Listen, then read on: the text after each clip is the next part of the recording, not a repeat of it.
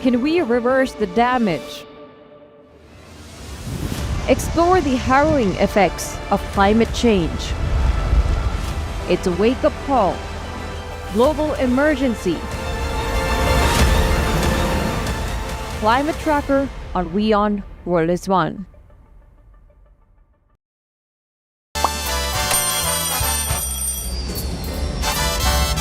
Vielleicht nur als Imposant.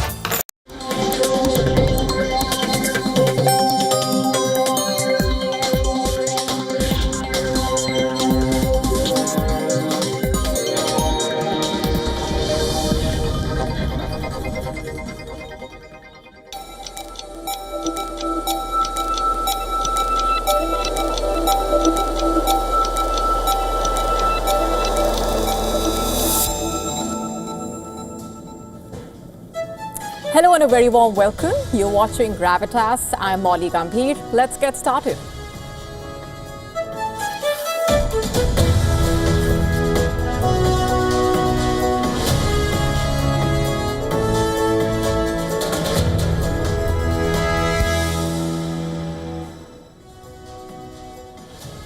Our top focus tonight on Gravitas, we tell you all about the fifth generation fighter jet race and how India is all set to begin indigenous engine manufacturing for its fifth generation fighter jet with a French company.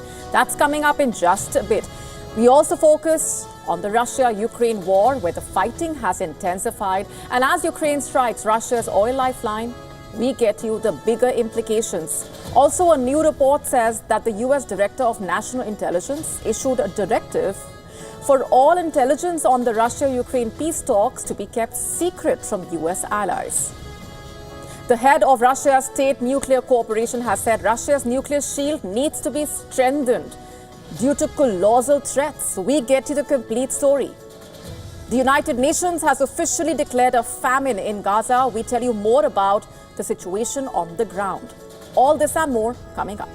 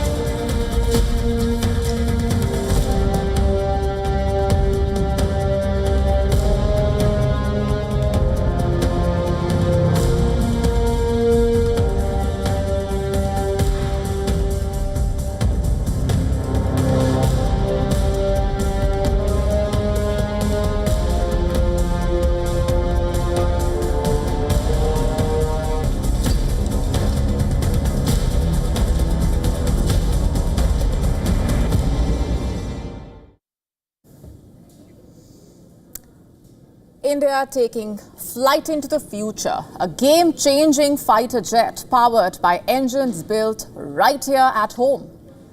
The fifth generation race is on and India is ready to roar. India's Defence Minister Rajnath Singh announced India will begin indigenous engine manufacturing for its fifth generation fighter jet with a French company. In fact, the big announcement comes a day after it was reported that the Indian Prime Minister spoke to the French President Emmanuel Macron. And according to reports, the French company Safran will build a 120 kilonewton turbojet engine for the AMCA, with the first test flight scheduled for 2028. The deal is reportedly valued for around $7 billion. $7 billion. The game-changing program propels India into aviation's most exclusive club. Only 3 other nations possess fifth-generation fighter jet technology: the US, Russia, and China. And now India will become only the 4th country to have this crown jewel of fighter jet technology. Turkey, South Korea and Japan also are developing their own fifth-generation fighter jets. The Advanced Medium Combat Aircraft represents India's boldest military gamble. Mass production planned to start by 2035, designed for air supremacy, ground strike and electronic warfare missions. The Indian government has sanctioned 15,000 crore rupees to design and develop 5 prototypes. The 5th generation fighters revolutionize warfare. In fact, stealth coatings render them ghost-like. Advanced sensors track multiple targets simultaneously. Super cruise capability maintains supersonic flight without afterburners. They are flying computers with lethal payloads. A 5th generation fighter jet gives the country overwhelming air superiority. It's like a titan towering over the rest. In short, India is not just catching up, it's preparing to leap ahead. And this is not just aircraft manufacturing, it's strategic independence. India plans to create an indigenous 110 kilonewton thrust class engine for the 25-ton AMCA. No more pleading to foreign suppliers, no more technology blackmail, pure self-reliance. India's decision to partner with the French company reflecting the growing defense cooperation between Paris and New Delhi. In fact, France has become a key supplier of modern combat aircraft to India, including Rafale fighter jets, for both the Air Force and the carrier-based operations.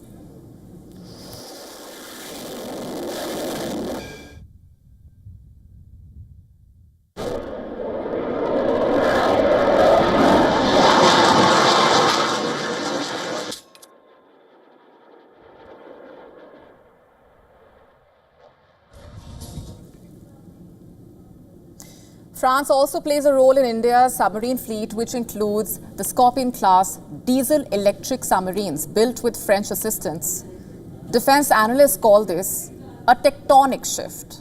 For decades now, India has relied on imported technology, and now it's moving from buyer to builder, from follower to competitor. For the Indian Air Force, facing a two-front challenge from China and Pakistan, this could not come at a better time. The countdown has started. India's 5th generation fighter jet is no longer a dream. It's taking shape in hangars today and tomorrow. It could redefine the balance of power in Asia's skies, where India would be dominating from a position of strength.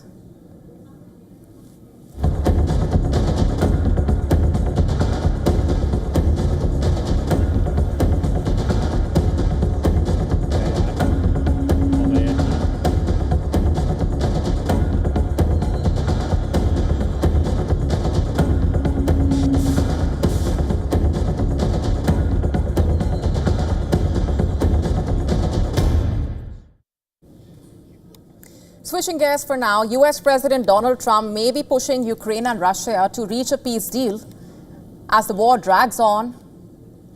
On the battlefield, the opposite seems to be unfolding. The fighting has intensified. Both the sides have turned their guns on what keeps the war machine running: energy. And in the latest, Ukraine struck the Onecha oil pumping station in Russia's Bryansk region. This is not just another target in Russia. It is a critical node on the Druzhba pipeline, a massive Soviet-era pipeline that pumps Russian oil to Europe. A video released by Ukraine's commander of unmanned systems forces showed a fireball tearing through the facility with entire clusters of fuel tanks engulfed in flames. Who is feeling the impact is the immediate question. It's not just Russia, but Europe. Hungary, Slovakia announced that Russian oil supplies have been suspended for at least 5 days following that strike. Both the countries are almost entirely dependent on Russian oil, and so this strike is more than just an inconvenience. In fact, Hungary's foreign minister called it another attack against their energy security. He warned that without Druzhba, Hungary simply cannot keep its economy running. Meanwhile, Slovakia facing a similar crisis, echoing those words in a joint letter to the European Commission, demanding that the EU step in and guarantee supplies. But the consequences of that strike by Ukraine on the Russian target could actually ripple further and beyond. Oil and gas revenues make up a quarter of Russia's national budget. Ukraine has made energy its target of choice, hitting refineries, depots, pipelines with drones and missiles almost on a daily basis. And the goal is quite clear. Ukraine wants to bleed the Kremlin's war chest dry. Already, Russia has reported fuel shortages in several parts, a problem that not only threatens civilian life, it also affects Russian military machine. But Russia is not staying silent. Russia has intensified its own strikes on Ukraine's energy infrastructure, deliberately targeting gas depots, electricity grids, heating supplies. And as winter approaches, Ukrainians are bracing for another season of blackouts, shortages, and freezing nights, it seems. All part of what the Kremlin calls its strategy to cripple Ukraine's war effort. And what about Europe? It finds itself trapped in the middle in a way. The EU had promised to phase out Russian oil and gas by 2027, but Hungary and Slovakia were two member countries that flatly reject that plan. They say that their economies would collapse without Russian crude. And so they have also opposed sanctions that Ukraine insists are crucial to force Russia into peace. And now, as Ukraine escalates its pipeline strikes, the very countries that are most dependent on Russian energy are the ones most at risk. On Friday, Slovakia's pipeline operator, Transpetrol, confirmed the interruption following the strike. Meanwhile, Hungary said that supplies were halted. Germany, which now relies on Kazakh oil flowing through the same Druzhba pipeline, said that its supplies remain unaffected. Now, this just shows how uneven the impact of this war actually can be across Europe. And this is not the first time Ukraine's actions have cut off Russian oil to Europe this week. The latest strike was the second disruption in just a matter of days. Attacks had already halted supplies on Monday and Tuesday. For Ukraine, each burning refinery, each ruptured pipeline is a blow against Russia's war machine. And for Russia, every drone strike is met with equal or greater retaliation. And as far as Europe is concerned, each attack is a reminder that in this war, pipelines can matter as much as front lines.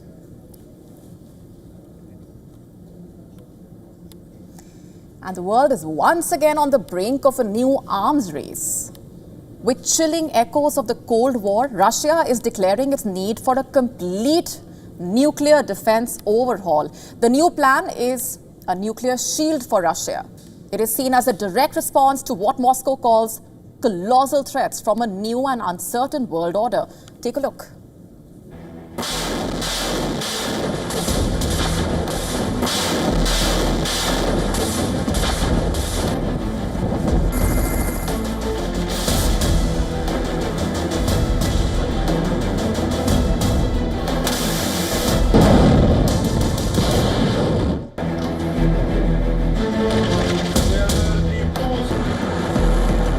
Moscow has launched war drills in the Sea of Japan. There is another simultaneous drills in the Baltics. Missiles fired. Warships in action.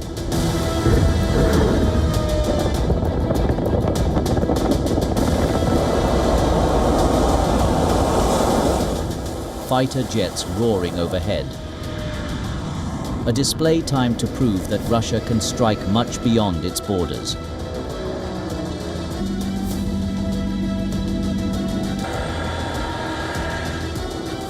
Russian nuclear-capable bombers are patrolling near the coast of Alaska. Moscow calls these routine drills, but the message is loud and clear. The West is signaling back. President Trump says US can provide direct air support to Ukraine, setting up the chilling possibility of Russian and American jets facing one another in the skies.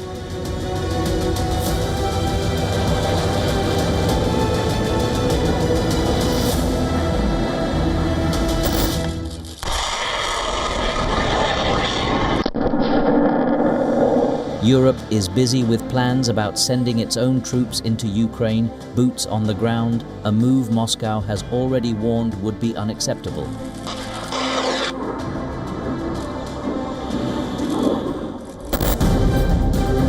Three weeks ago, Trump ordered the deployment of US submarines, the American submarines, a reminder that this crisis is nuclear at its very core. The geopolitical chessboard is being reset. and the moves are chillingly familiar. As the US advances its futuristic Golden Dome missiles defense shield, Russia is now declaring its intent to build its own. The head of Russia's state nuclear corporation has announced that the country's nuclear shield must be strengthened due to what he terms are colossal threats.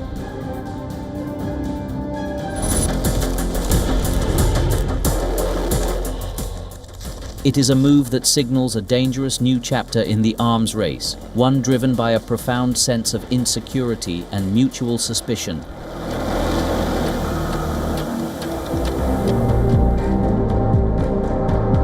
Russia has about more than 5,500 nuclear warheads, and the United States has about 5,000, a total of about 87% of the world's total nukes. China is the world's third largest nuclear power with about 500 warheads, followed by France with 290, Britain with 225, India with 172, Pakistan with 170. And now things are going to get even more tense with the superpowers flexing their nuclear muscle. Bureau Report, WION, World is One.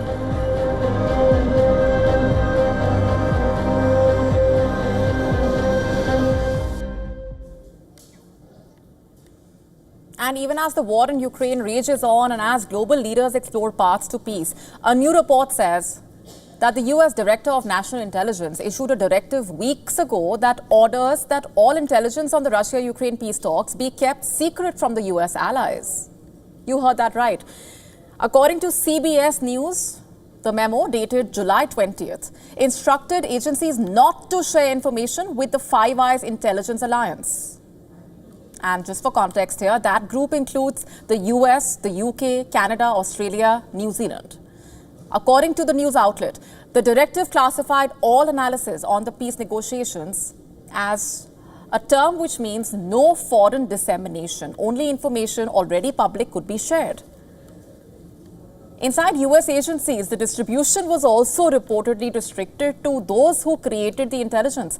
The memo does not block sharing other diplomatic or military information, by the way, such as aid provided to Ukraine for defensive operations. Why the Five Eyes Alliance matters is the immediate question as well.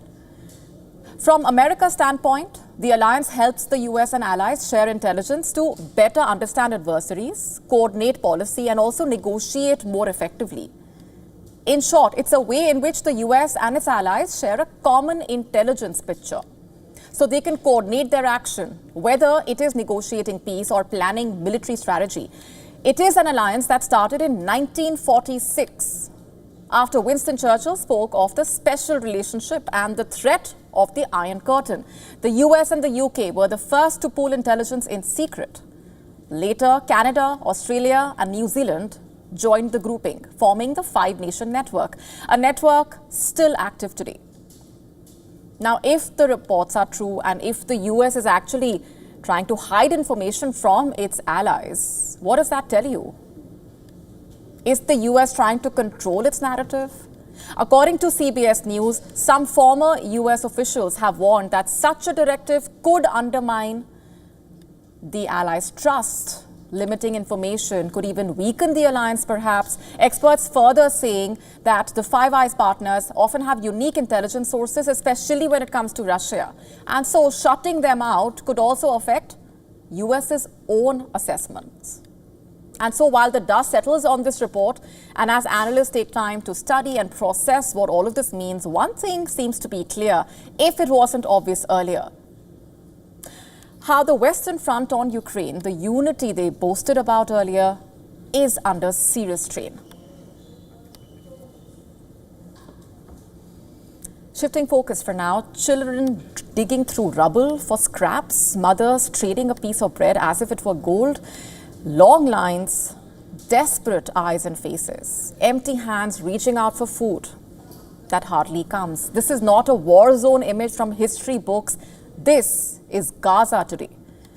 And now the United Nations has declared it officially.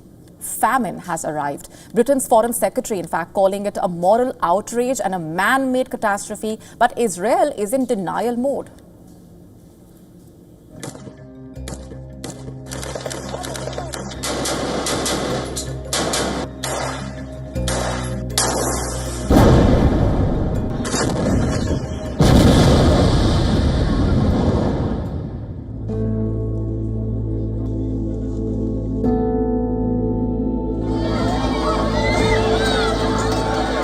The sound in Gaza is no longer just of bombs.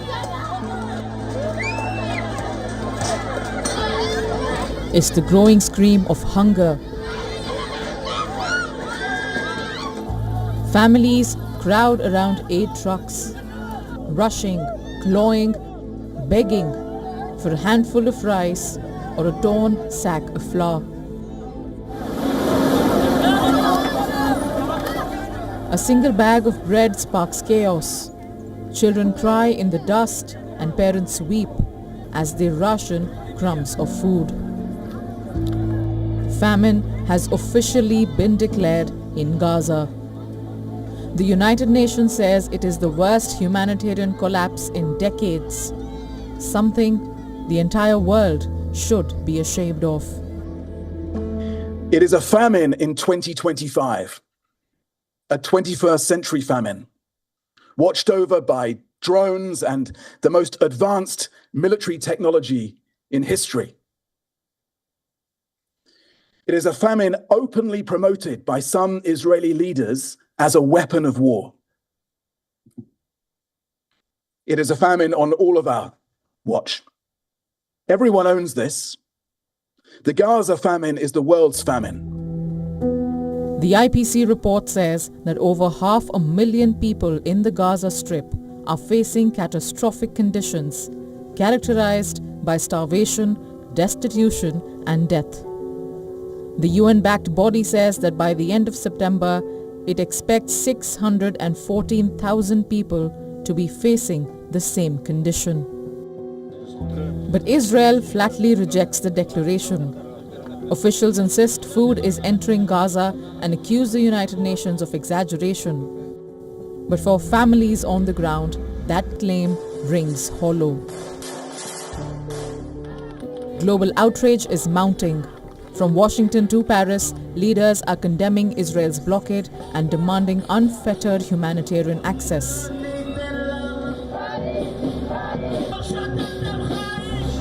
Human rights groups call it man-made starvation, warning that silence is complicity. In Gaza, the desperation for food is growing. With the lack of milk, protein, and food, his health began to deteriorate gradually until he reached this state. We tried as much as possible to provide him with milk and food, but the circumstances were difficult. Inside the Gaza Strip, the famine is lived in small moments of agony. For hungry Gazans, a handful of food is equal to gold. This is called white gold, the bag of flour. This is my children's food, and they will live off of it. Thank God this bag is worth the whole world, and I will share a loaf of bread with my children, and they will be satisfied. With each groan of an empty stomach and every mother's hopeless glare, Gaza's famine moves from statistics to searing human agony. The world debates. Leaders point fingers. Some drop food from airplanes, and aid inches forward. But for 2 million Gazans, survival now hangs by a weakening thread, spared at the mercy of strangers. Bureau Report, WION, World is One. And tensions also continue to escalate in the occupied West Bank. Israeli forces raided the village of Al-Moghair, searching for a Palestinian man accused of firing at settlers. The raid comes just a day after Israel approved the controversial settlement project near Jerusalem, a move that has triggered sharp condemnation from Britain, France, and nearly 24 other countries. And critics are warning that the plan could destroy any prospects of a two-state solution. Take a look.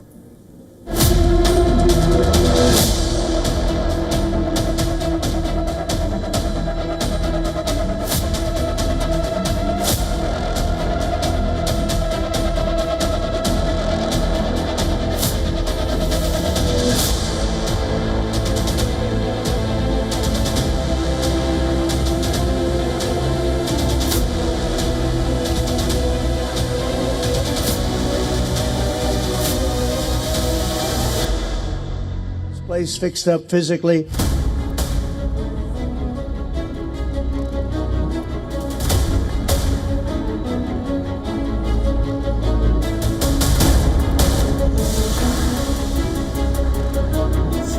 the end of a year, this place will be maxed out in terms of beauty.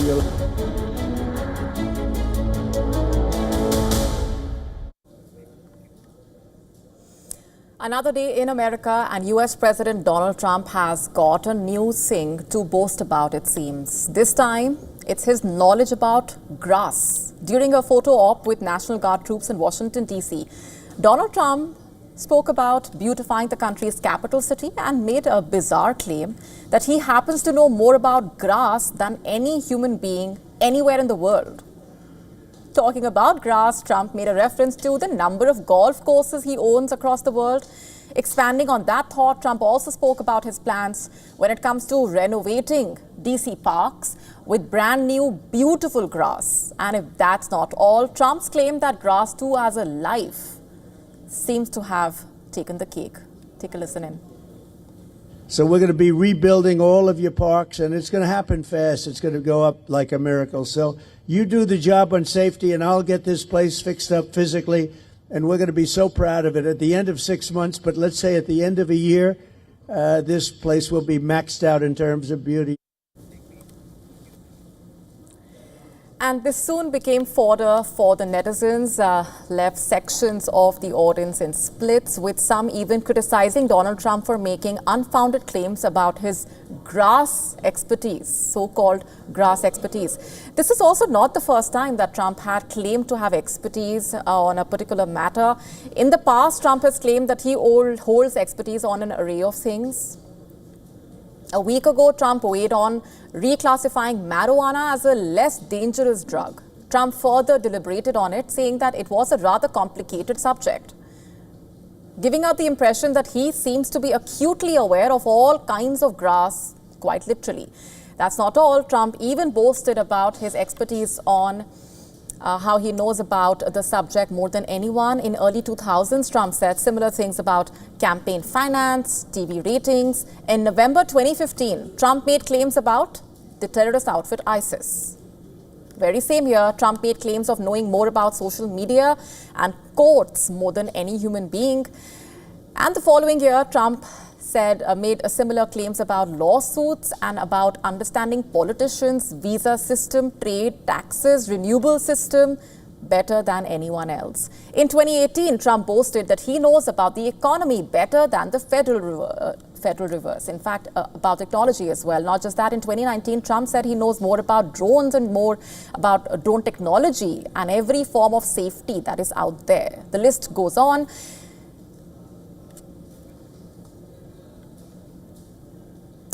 Shifting focus, Pakistan is calling on the United States to take responsibility for the arsenal that it left behind in Afghanistan after the 2021 withdrawal.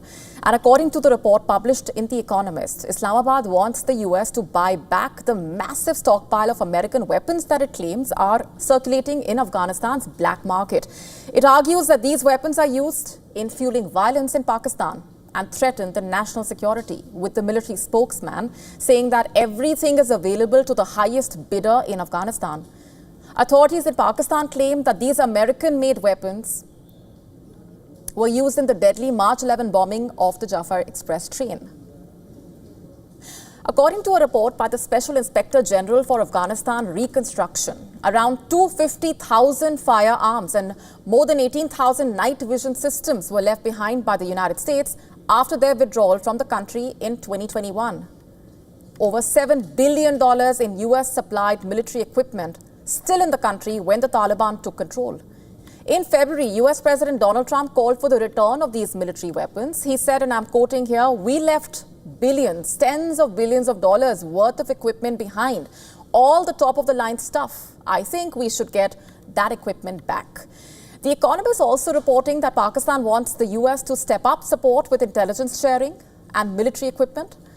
And this includes armored vehicles and night vision goggles, tools considered vital for fighting groups like the Tehreek-e-Taliban Pakistan, the TTP.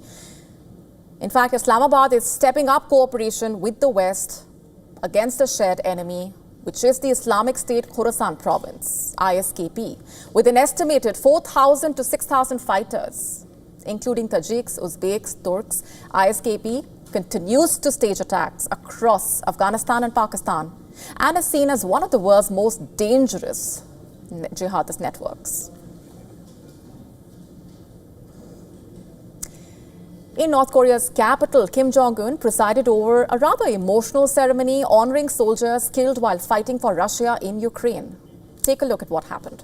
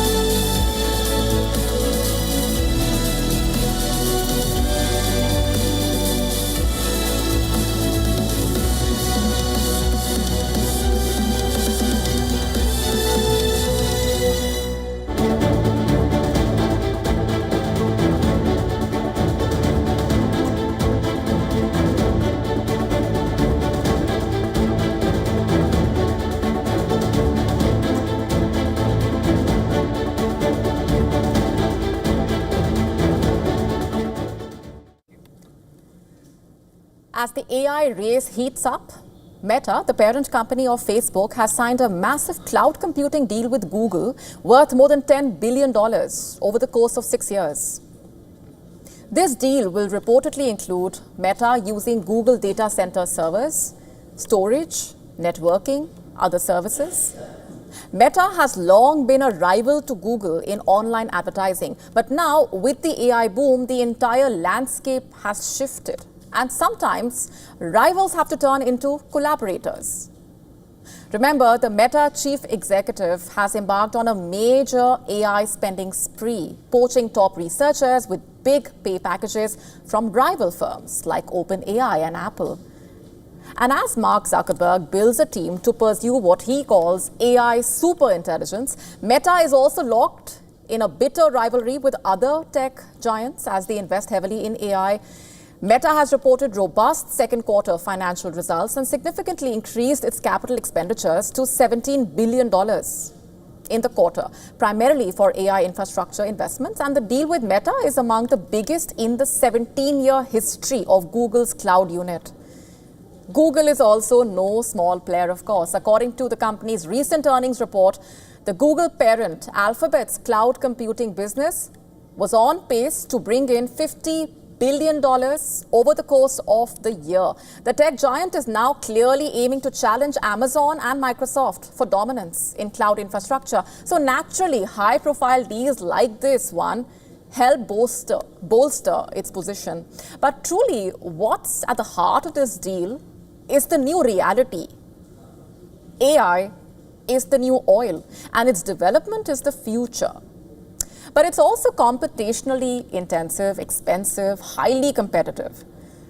In a post outlining Meta's AI strategy, Mark Zuckerberg has described the rest of the decade as a transformative period for artificial intelligence development, and that his company's top priority was to bring AI to its users.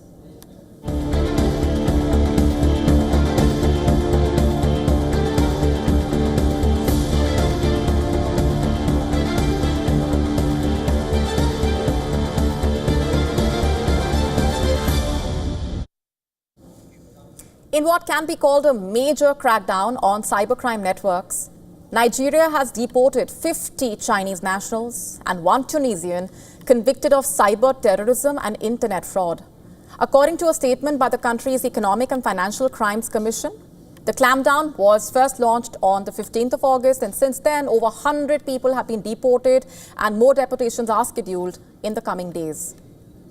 And this comes as the country stepped up its crackdown on online scam operations, which tricked victims through online romances to hand over cash for fake cryptocurrency investments, also known as crypto romances. And most of these scams are operated by foreign networks, predominantly from China. Many of whom, as per experts, have set up shop in Nigeria to exploit its weak cybersecurity systems. And now the deported Chinese citizens were among nearly 200 foreign nationals arrested in Nigeria's commercial capital, Lagos, during a raid targeting one of the largest cybercrime syndicates in the country. And in a separate operation last year, almost 800 people were arrested in a Lagos building believed to house a major network of scammers. And with online scams targeting mostly Americans, Canadians, Mexicans, Indians, Europeans who are either deceived into transferring money or revealing sensitive information like passwords to accounts. In recent times, cyber frauds that leverage latest technologies and digital AI tools have taken the act of scamming several notches up.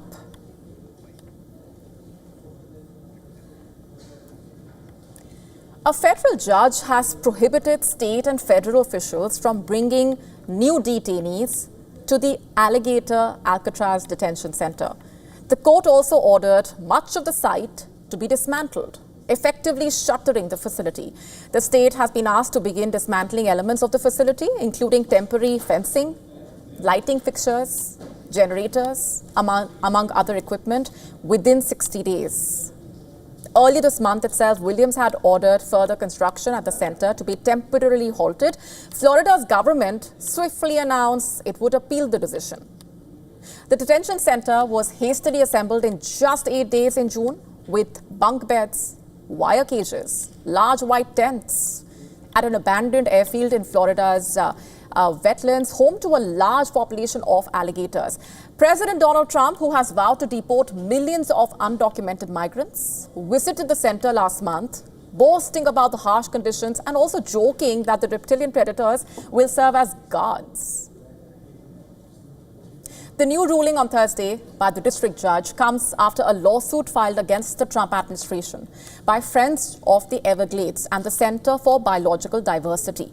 The environmental groups basically argued that the detention center threatens the sensitive Everglades ecosystem and was hastily built without conducting the legally required environmental impact studies.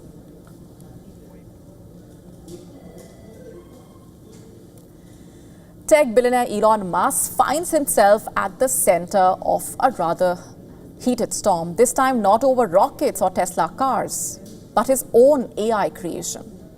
The Grock chatbot, developed under Musk's company X, reportedly told users how to assassinate its founder. Grock, which can be accessed on Musk's social network X, has drawn scrutiny for a raft of controversial posts and responses. One of them provided a meticulous and executable plan to murder Elon Musk, reportedly. And details have emerged after hundreds of thousands of leaked chats were reportedly exposed. The leaked chats revealed that Grock, which is a rival to OpenAI's ChatGPT, had also instructed users how to make bombs and kill themselves, and instructions on how to concoct homemade drugs. The leak at Grock occurred through a share button that basically allowed for chats to be discovered through an internet search engine. The leaked chats come after OpenAI said that it would shut down a similar feature that allowed users to share their conversations with ChatGPT online. Reports say more than 100,000 ChatGPT conversations have been shared in this manner. And while the option to share chats publicly was deliberately added by OpenAI, the company said it believed that some people were sharing conversations by accident. It has removed that feature now. Meanwhile, Facebook owner Meta still allows users to publicly share their conversations on a public forum similar to a social media feed. And this has led to some users inadvertently publicizing embarrassing conversations with the bot as they discussed their sexual health or relationships.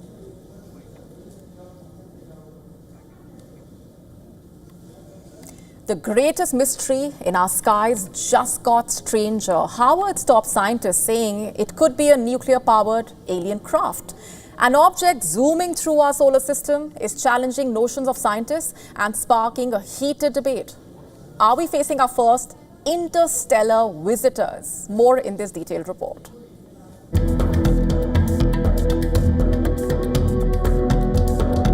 Something is coming. It's fast and unexplained. Haunting our solar system and the world's top minds are chasing answers. First detected in July, this visitor from outer space known as 3I Atlas is speeding through the solar system at 60 kilometers per second. Harvard physicist Avi Loeb has set the scientific world ablaze with a bold claim. The mysterious interstellar object racing through space at breakneck speed could be a nuclear-powered spaceship. The massive object, larger than Manhattan, shows unusual glow pattern and planetary alignment that Harvard physicist calls potentially technological. We are a relatively young technological civilization, and one can imagine a more advanced civilization having an agenda, some goals that are long-term in interstellar space, and therefore we might find probes that are still functional and are entering the solar system with a purpose. And the question is, what is that purpose? Most space rocks are content to move in straight, predictable lines. This one twisted, sped up, and radiated energy in peculiar patterns. To Loeb, the clues point to something manufactured, powered by intelligent design and possibly running on advanced nuclear propulsion systems. Yet not everyone is convinced. Many leading scientists caution against leaping to cosmic conclusions. NASA experts and planetary astronomers say the evidence fits the profile of a natural interstellar object, an icy fragment flung from a distant solar system, behaving oddly but within the boundaries of physics. Still, the claim has thrown open the door to possibilities humanity has only dreamed of. Is this proof we are not alone, or just the universe playing cosmic tricks? One thing's for certain, the enigma in our skies is far from solved, and the world is watching for what comes next. Bureau Report, WION World is one.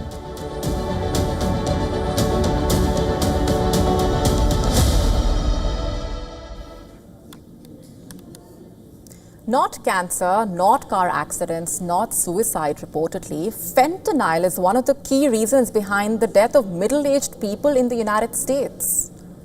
Let's break this down for you. On the occasion of National Fentanyl Prevention and Awareness Day on August 21, the warning lit up on a massive electronic billboard at Times Square. Grieving families gathered to remember their loved ones lost to the synthetic opioid. And as I found foundations that so many people had.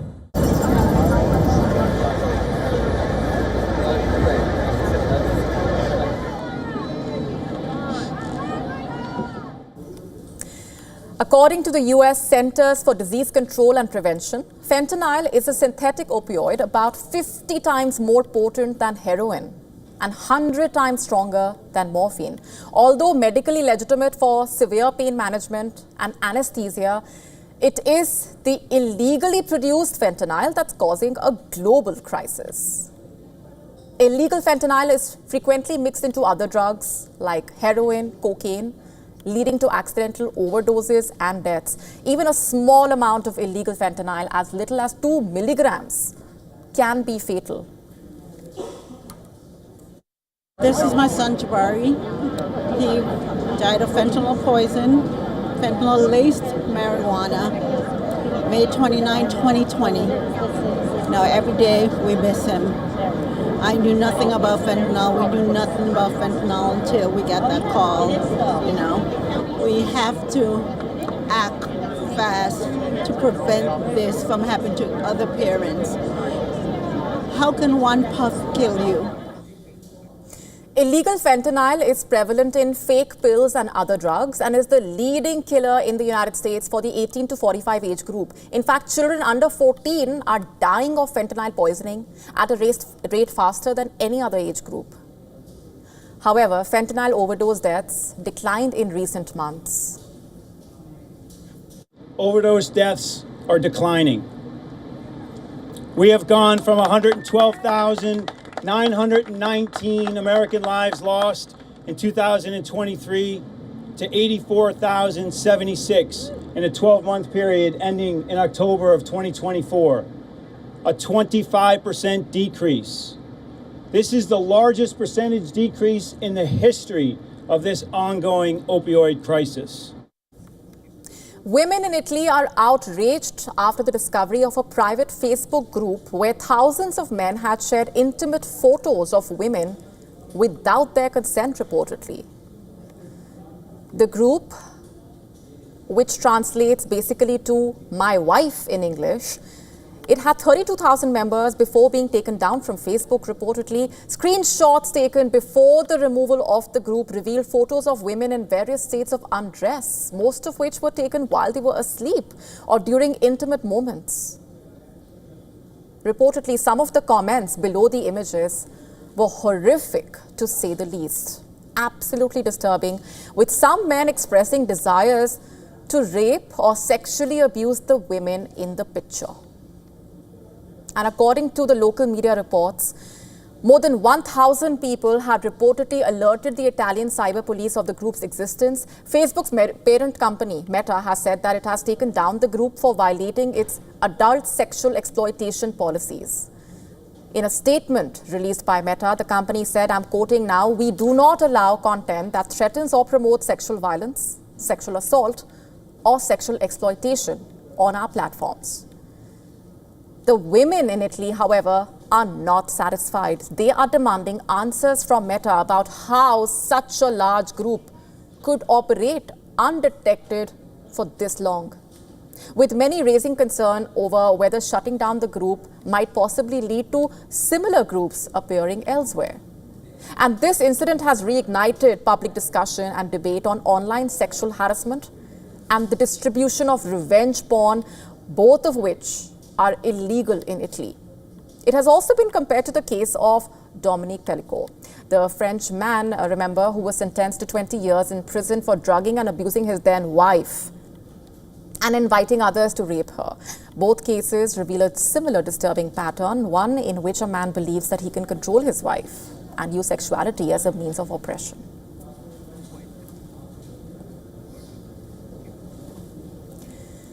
In Kenya, the Ogiek, which is one of Africa's last hunter-gatherer communities, are fighting to reclaim their ancestral land in the Mau forest.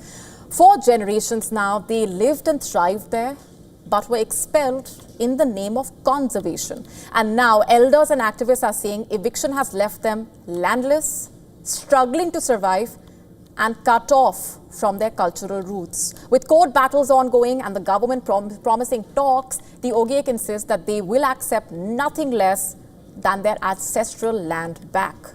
Take a look.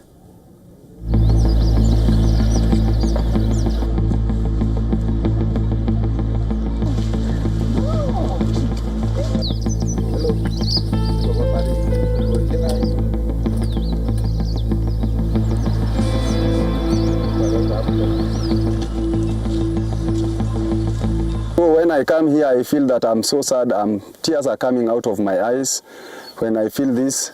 My home, where I was brought up, my dad was born here, my grandfather, and now that there are people who are living here without our permission.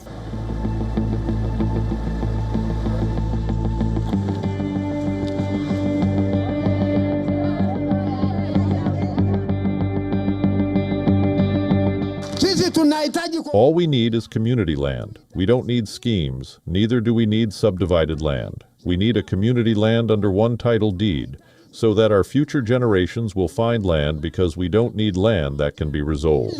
Watoto yetu wakute shamba.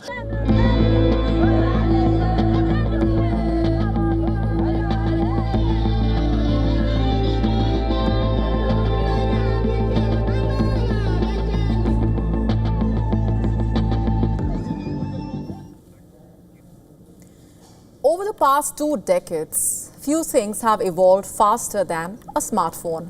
What began as a tool basically to connect with people and communicate has now transformed into our 24/7 companion. Billions around the world spend hours hooked to their smartphone screens, struggling to put their phone down in many cases. But a Japanese city is pushing ahead to reduce this smartphone addiction. Japan's Tohoku city has come up with a draft ordinance that basically urges all smartphone users to limit screen time to 2 hours a day outside work or school. However, the limit would not be binding and there would be no penalties for higher usage. According to the city's mayor, the proposal is aimed at preventing excessive use of smartphone, responsible for several physical and mental health issues, including sleep problems. But the move has prompted backlash on social media, with many saying that 2 hours is not long enough, and the smartphone use should be a decision for families to make themselves. The ordinance will be considered next week, and if passed, it will come into effect in the month of October.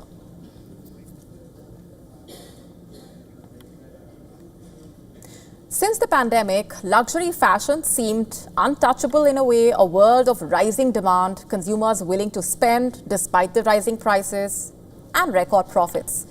But 2025 is proof that even the most glamorous industries can lose their shine. The likes of Dior, Gucci, LV are grappling with slowing sales, and the once unstoppable growth of high-end fashion is showing signs of fatigue. At the heart of this slowdown are two forces basically reshaping the market: tariffs in the United States and shifting spending habits in China. Washington's decision to slap steep duties on European and Swiss goods has cast a long shadow over one of the industry's most important destinations. For brands that rely on handbags from Paris or watches from Geneva, the uncertainty of whether the tariffs will rise or fall next season is enough to keep the buyers cautious. China, meanwhile, has long been the engine of luxury growth, remember. Shoppers there once accounted for nearly half of the global demand, in fact, often splurging on overseas trips. And now more purchases are happening at home. But with the economy under pressure, many aspirational consumers have stepped back. And those who remain are more selective, leaving brands scrambling to prove that their price hikes are matched by quality and exclusivity. And adding to the tension is the image problem as well. Luxury has become more common than before. When once exclusive names flood malls and discounted deals online, the aura of rarity begins to fade in a way. And for houses built on craftsmanship and heritage, mass accessibility is a double-edged sword. The sector is not in free fall. Powerhouses like Hermes, Rolex are holding steady, but the broader trend suggests turbulence. And the question is luxury going out of fashion? And the answer, not quite, but it is losing some of its shine.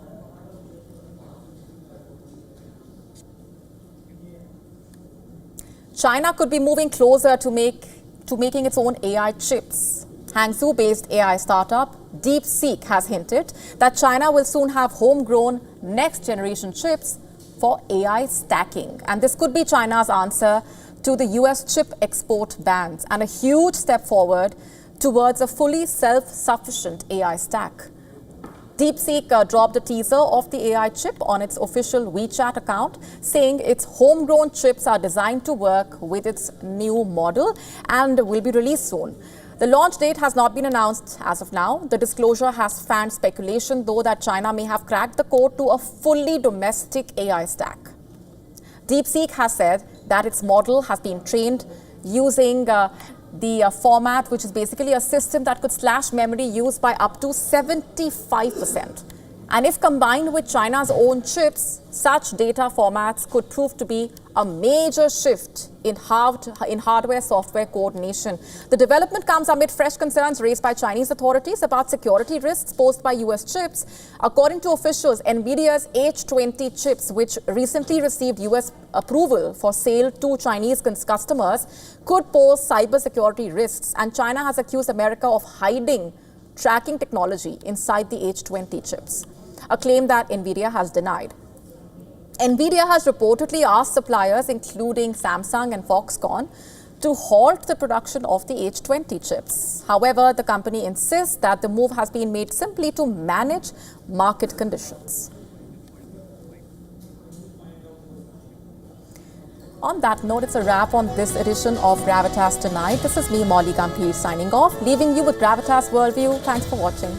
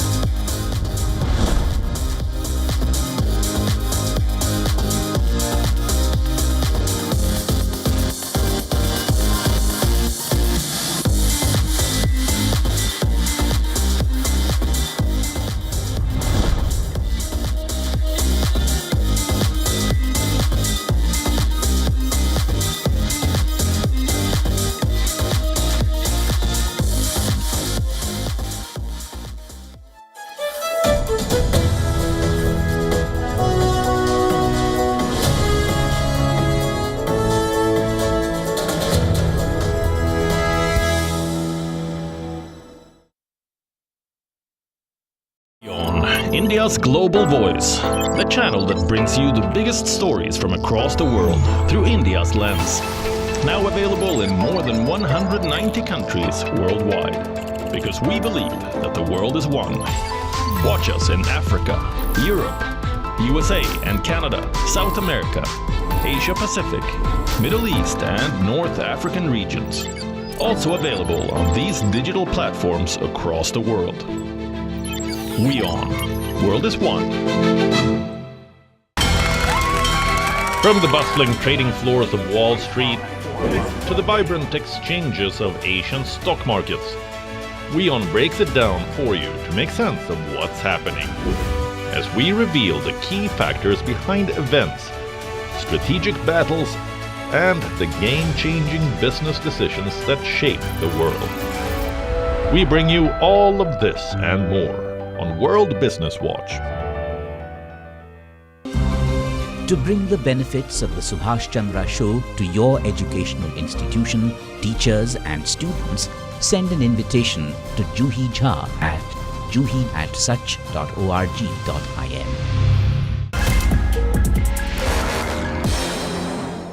It's a fantastic platform, I think, for the business leaders thought what they have been thinking. You need, so it is to keep you updated. So I think WION is a fantastic channel, fantastic platform to keep yourself updated and getting the thoughts from the business leader.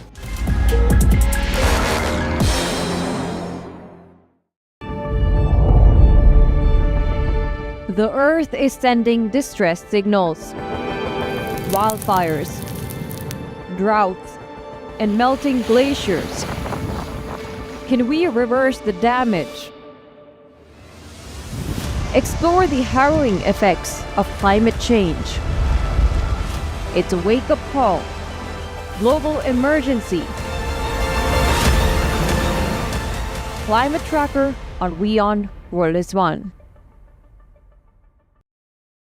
WION, India's global voice, the channel that brings you the biggest stories from across the world through India's lens. Now available in more than 190 countries worldwide, because we believe that the world is one. Watch us in Africa, Europe, USA and Canada, South America, Asia Pacific, Middle East and North African regions. Also available on these digital platforms across the world. WION, World is One. From the bustling trading floors of Wall Street to the vibrant exchanges of Asian stock markets, WION breaks it down for you to make sense of what's happening, as we reveal the key factors behind events, strategic battles, and the game-changing business decisions that shape the world. We bring you all of this and more on World Business Watch.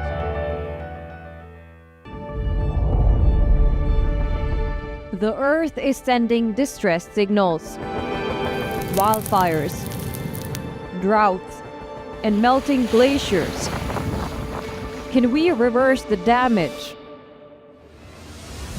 Explore the harrowing effects of climate change. It's a wake-up call. Global emergency. Climate Tracker on WION World is One. WION, India's global voice, the channel that brings you the biggest stories from across the world through India's lens. Now available in more than 190 countries worldwide, because we believe that the world is one. Watch us in Africa, Europe, USA and Canada, South America, Asia Pacific, Middle East and North African regions. Also available on these digital platforms across the world. WION, World is One.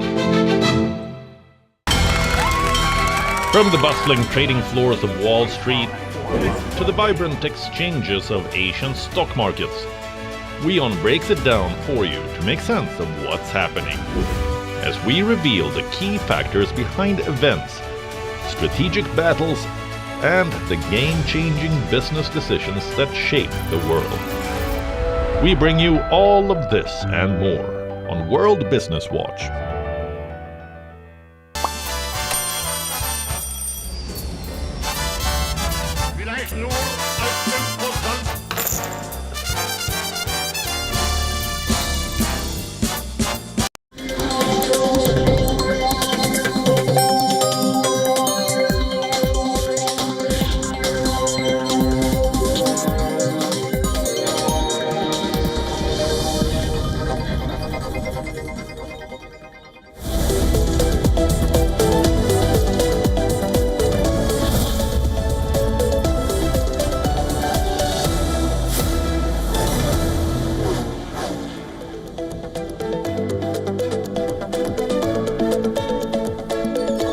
Hello and welcome. You're watching WION World is One. My name is Mohammed Saleh, and let's start this broadcast by taking a quick look at what is making headlines at this hour.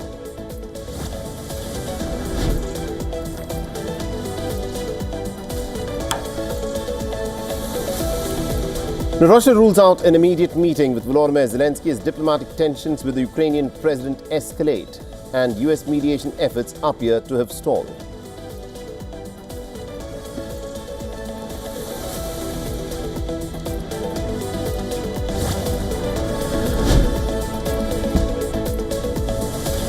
The Britain's Foreign Secretary David Lammy condemns the famine in Gaza Strip as a moral outrage and a man-made catastrophe after it was declared by the United Nations because of Israel's continued blockade of all humanitarian aid and